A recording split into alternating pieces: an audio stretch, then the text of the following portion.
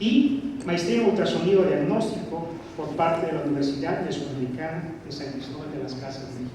Doctor, le damos la más cordial bienvenida a esta su casa y la disposición del tema por parte del doctor Roberto Moncayo es patología endometrial, cáncer y diagnóstico diferencial. Bienvenido.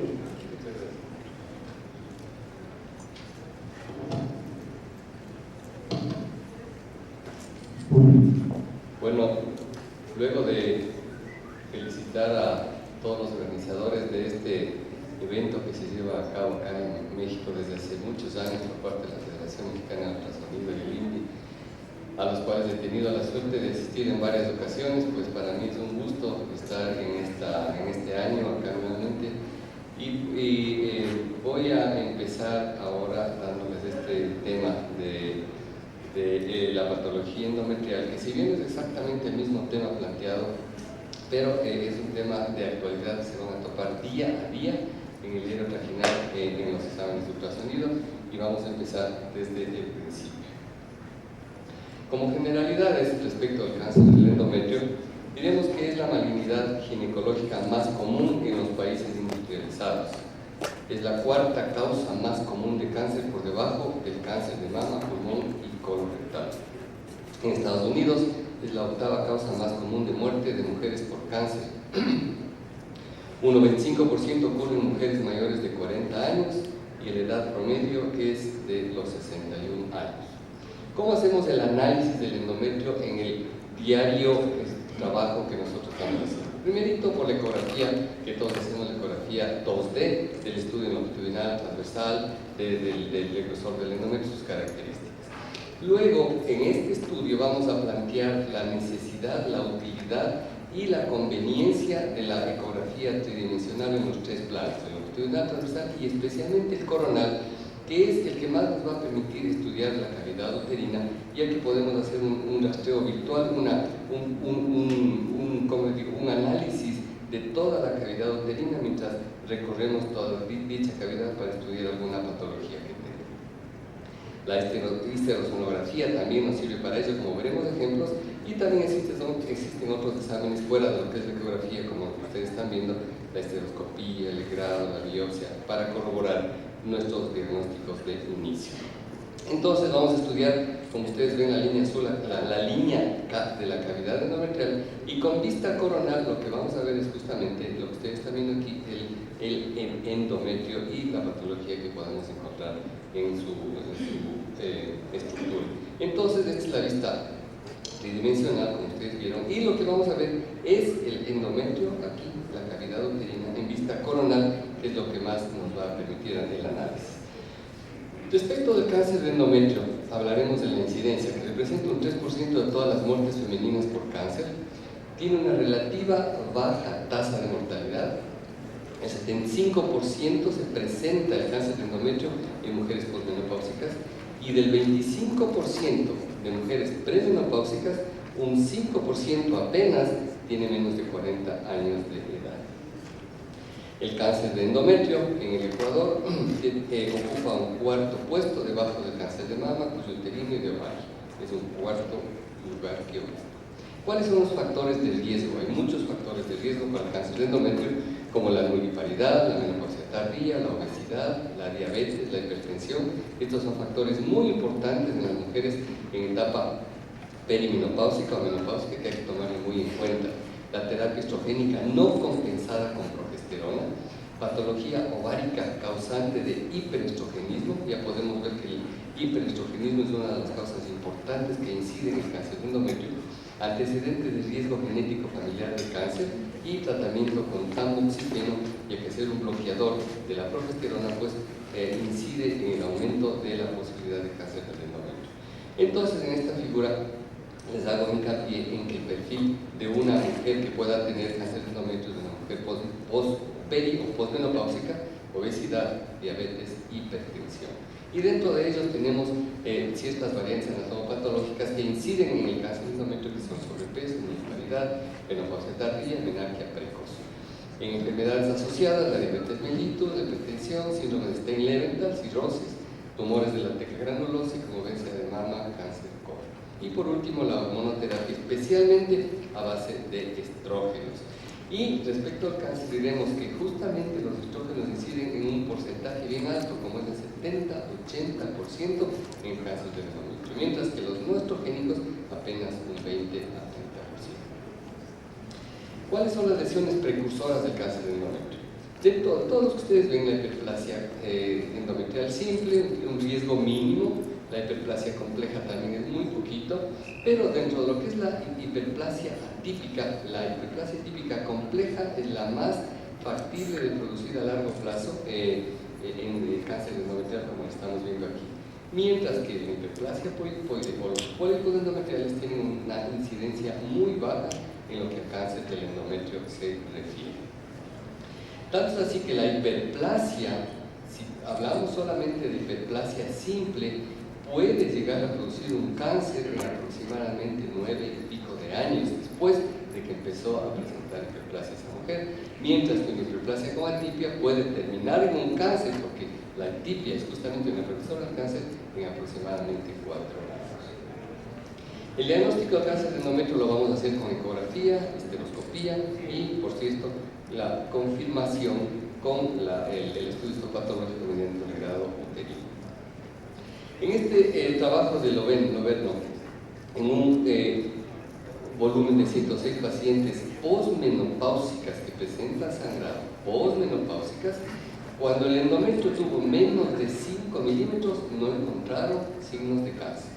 En un endometrio de 6 a 14% encontraron atrofia, casos de benignidad y algunos casos de cáncer. Pero, miren acá, más de 15 milímetros de grosor en menopáusicas con sangrado, todas tuvieron cáncer. Entonces el grosor del endometrio es súper importante.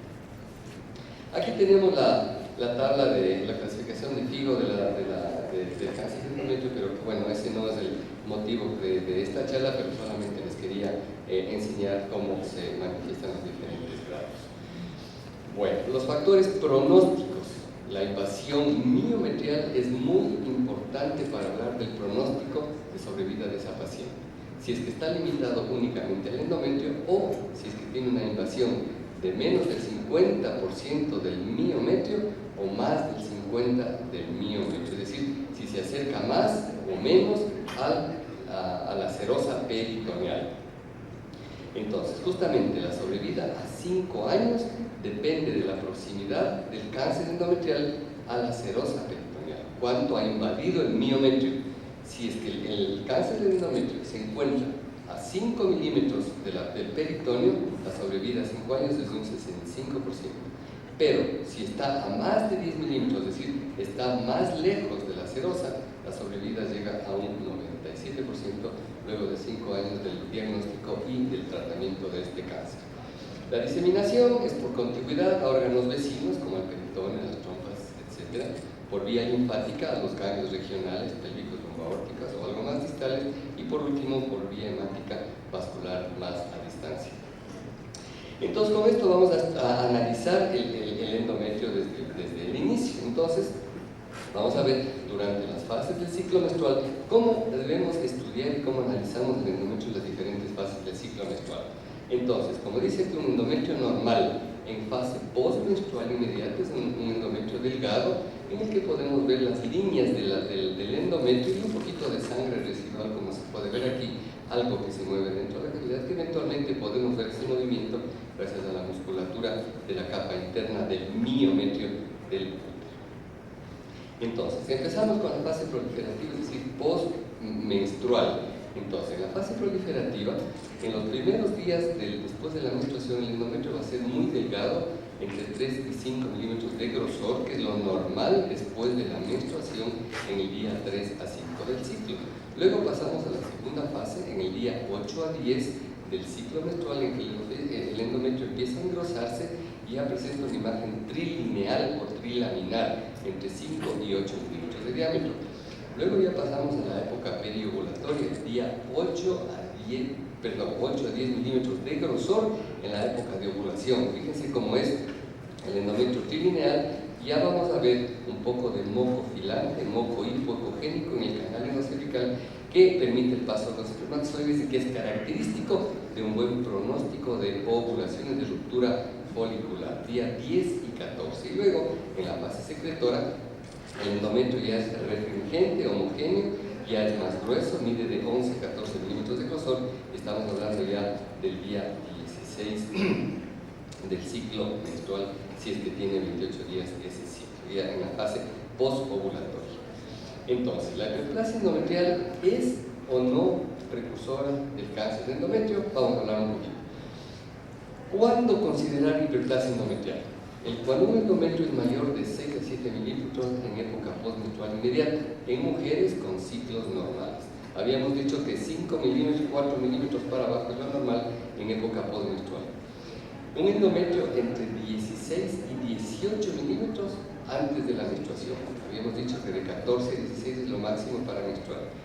Luego un endometrio mayor de 5 milímetros en menopausia sin terapia de reposición hormonal, y un endometrio mayor de 7 a 8 milímetros en pacientes menopáusicas con reposición, tratamiento de terapia hormonal. Esos son, podríamos considerar, signos de hiperplasia endometrial. Entonces, mediante ecografía transvaginal y grosor endometrial en paciente posmenopáusica con historia de sangrado vaginal. Tener muy presente el sangrado vaginal en pacientes menopáusicos.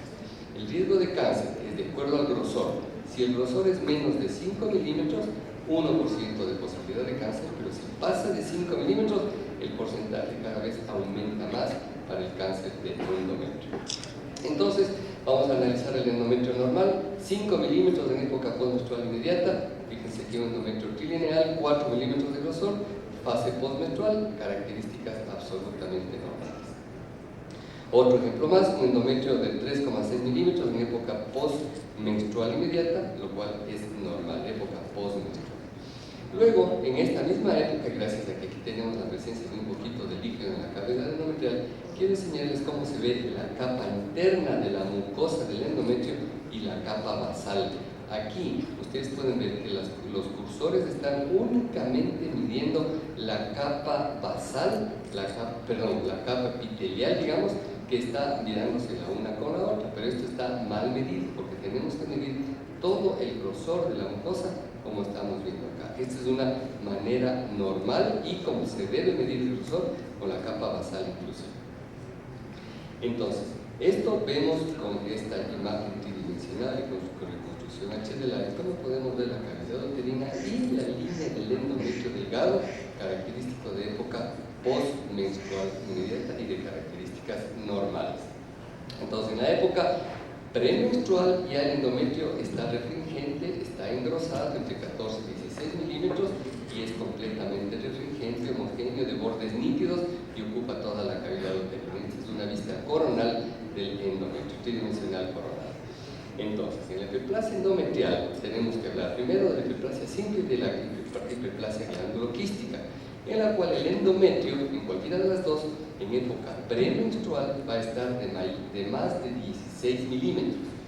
Vamos a ver una vascularización leve o moderada y de alta resistencia, índices que sobrepasan los 0,5 de índice de resistencia generalmente. Entonces, aquí tenemos una hiperplasia simple, en la cual vemos el endometrio grueso, está midiendo 22 milímetros de grosor, es de bordes bien definidos y vasos sanguíneos que penetran al endometrio en forma escasa, lo cual nos hace pensar únicamente en una hiperplasia simple del endometrio con índice de resistencia, como vemos aquí, de 0,54, de relativa alta resistencia. Aquí tenemos el ejemplo de una hiperplasia endometrial de bordes muy nítidos, un endometrio grueso de aproximadamente 20 milímetros de grosor y pocos vasos sanguíneos que están entrando en un endometrio hiperplásico. En el cáncer generalmente hay más vasos sanguíneos.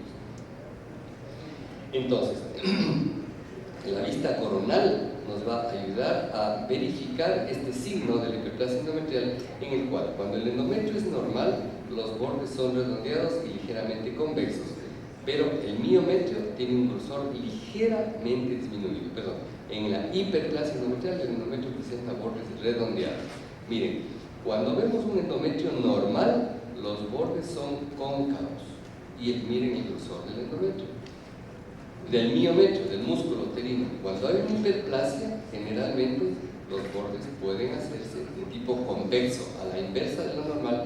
Estoy hablando de una hiperplasia importante, pero es un signo que nos ayuda a tener en cuenta este diagnóstico. Sin embargo, tienen que ver que la relación miometrio-endometrio esté perfectamente bien conservada para no hablar de la posibilidad de un proceso de tipo neoplásico. Entonces, esta misma imagen de acá es la que estamos viendo acá, de una hiperplasia de bordes bien nítidos, poco vascularizada y registro Doppler de alta resistencia, y así como de índice de pulsatilidad también de alta resistencia. Cuando vemos una hiperplasia glanduloquística, lo mismo, más de 16 milímetros, pero de bordes bien definidos. Miren, el contorno del endometrio, pero con áreas quísticas en el interior del mismo, que ya cambia la nomenclatura glanduloquística, pero con las mismas características. Otro ejemplo, bordes muy nítidos, áreas líquidas dentro del endometrio. Otro ejemplo más, miren, este es un útero retroverso, aquí está el endometrio, con varias áreas quísticas, ¿no? Tiene unos 17 milímetros de grosor, pero los bordes son bastante bien definidos que nos ayudan en el diagnóstico. En vista transversal del útero, estamos viendo la cavidad también, bordes muy bien delimitados, con áreas quísticas internas poco vascularizadas, que nos ayudan a pensar en una hiperplasia endometrial glanduloquística. ¿Cuál es el síntoma sospechoso de cáncer? Es el sangrado uterino anormal, especialmente en la paciente menopáusica. Entonces, aquí tenemos un útero menopáusico, este es el fondo del útero, calcificaciones de arterias arcuatas. Es un útero difícil de ver porque en la menopausia el útero está involutivo y es difícil de ver. Por eso mismo he puesto esta imagen un poco difícil, pero así es como la van a ver y así es que nos toca analizar las cosas. Entonces miren, aquí está el endometrio delgadito, mide 3,1 milímetros. Hemos puesto 5 milímetros de límite. Entonces este es un útero menopáusico, calcificaciones de arterias arcuatas y un endometrio delgado de 3,5 milímetros de características normales. Y así es como ustedes van a ver en tiempo real el endometrio en un útero de una mujer menopáusica de aproximadamente 70-75 años de edad aproximadamente. En este estudio de Ann-Tabor, cuando no existe cáncer, fíjense, hay un estudio de múltiples autores con múltiples cientos de pacientes en el cual, cuando no hay cáncer, pero en pacientes que tienen sangrado postmenopáusico, el endometrio en época premenopáusica fluctúa entre 5 y 8 o 9 milímetros de grosor. En época menopáusica, el endometrio, fíjense aquí de acuerdo a estos autores, está entre aproximadamente 2,5, 3 hasta 5 milímetros cuando no hay cáncer.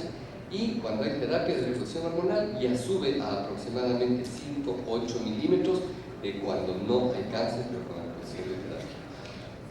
¿Cómo se presenta el endometrio cuando sí hay cáncer? Entonces, fíjense que el endometrio ya subió, más o menos de acuerdo a los autores, entre 10, 20 y hasta 30 milímetros de grosor. De acuerdo a todos estos múltiples autores, el endometrio se dispara en grosor, lo cual nos hace pensar en un cáncer en pacientes perimenopáusicas con sangrado y diagnóstico establecido ya de cáncer.